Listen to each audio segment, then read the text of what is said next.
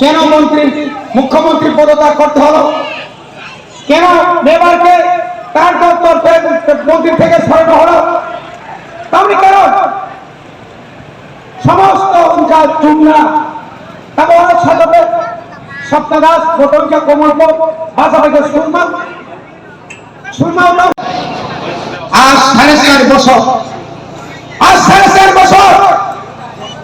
আজকে আমাদের প্রশ্ন, আপনাদের প্রশ্ন, আমার দোকানদার যারা আছেন তাদের প্রশ্ন, যারা গাড়ি চালায় তাদের প্রশ্ন, যারা বেকার তাদের প্রশ্ন, কর্মচারী আপনাদের প্রশ্ন, কেন আমরা চলো উল্টায়, এই চলো উল্টায় কেন সুরাজ তুলতে হয়েছে? কোথায় গেল ধরে ধরে চাকরি? কোথায় গেল নিষ্কল্পে অফার? বিয়ান ভাঙা 2000 টাকা বৃদ্ধ ভাতা, বিয়ান টাকা কোথায় গেল? 340 টাকা রেশনের কিনা বলে রেখার টাকা। ওরা বলছে না আমরা দিয়েছি। কি দিয়েছেন আপনারা? আপনারা তো হীরার যোগ। ওরা বলছে রাস্তা দিয়েছে, হেই দিয়েছে। কোথায়? কোন জায়গাতে বলুন না। কর্মচারীদেরকে বলেছে আমরা সপ্তম বেতন কমিশন দিয়েছি। কোথায় সপ্তম বেতন কমিশন?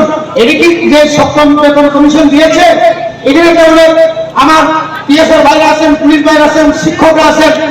কেন্দ্রের সঙ্গে তুলনা করলে কত বঞ্চিত জানেন?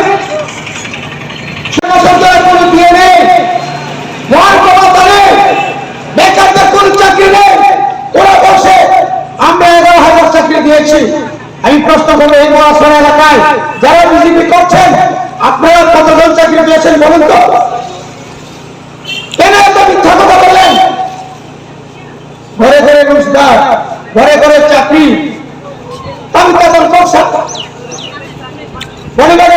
পরিবর্তন না থাক।